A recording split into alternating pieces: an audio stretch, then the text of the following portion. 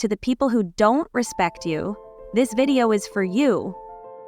Today, I'm breaking down brutally honest, maybe a little controversial, ways to handle disrespect without losing your cool and without sacrificing your self-respect. So buckle up, because by the end of this, you'll have every tool you need to show people exactly where the line is drawn. Let's dive in. 1. Embrace the silent stare. Let's start with one of my all-time favorite, slightly savage techniques, the silent stare. Now, you might be thinking, really? Just staring? Yes, trust me on this. When someone's being openly rude or disrespectful, nothing throws them off more than a long, calm, completely unbothered stare. Here's why it works.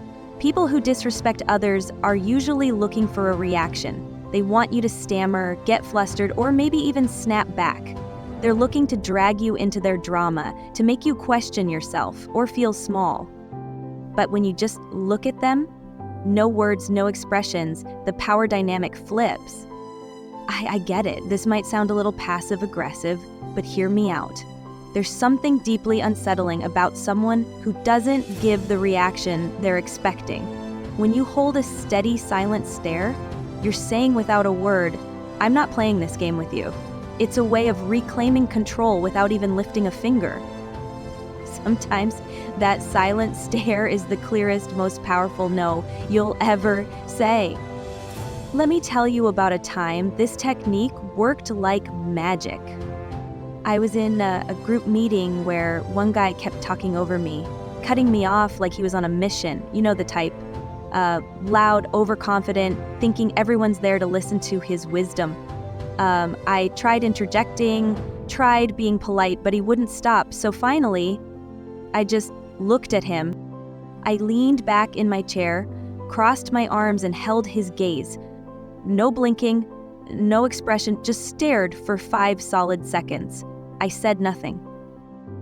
You could feel the tension build. And the best part? Everyone else at the table started looking at him too, wondering what he'd do. You know what happened? He got uncomfortable, stumbled over his words, and suddenly looked anywhere but at me. He didn't interrupt me for the rest of the meeting. That silent stare did more than any words could have. It didn't just stop his behavior in the moment. He actually started treating me with more respect after that, as if he'd finally realized I wasn't someone he could just bulldoze. Sometimes you have to show people who you are without saying a word. Key takeaway: the silent stare isn't just a power move. It's a reminder to them and to yourself that you don't have to dance to someone else's tune. You don't owe anyone an emotional reaction, and you don't have to prove yourself to people who don't see your worth. This is about reclaiming your space, your peace, and your dignity. Too often, when someone is disrespectful, we feel an urge to defend ourselves, make our case, or let it slide because we don't want to create a scene. But the silent stare, it's not about being aggressive. It's about showing that you're grounded, unbothered, and unapologetically in control of your emotions. Has to be analyzed or proved by others. And when you stop explaining yourself, you're letting people know I'm confident enough in my choices that I don't need your approval. Think about it. When was the last time you saw a truly confident person breaking down their decisions for others? Probably never. Because people who own their lives don't need external validation. They know that. The only approval that matters is their own. Look, I've been there. I used to be the person who gave a full PowerPoint presentation on why I was doing something just to get people on board.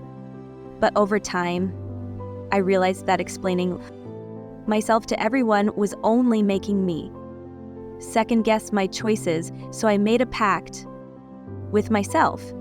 If someone asks me about a decision, I'll answer briefly, maybe, give A sentence or two, if they push for more, I smile and move on. And you know what? Life got a lot lighter. The more I stopped explaining, the more confident I became in my own decisions. So here's my challenge to you. The next time someone questions your choices, resist the urge to explain. Just say, because I wanted to, or that's what felt right for me. Then let the silence speak. Watch how powerful that simple statement is.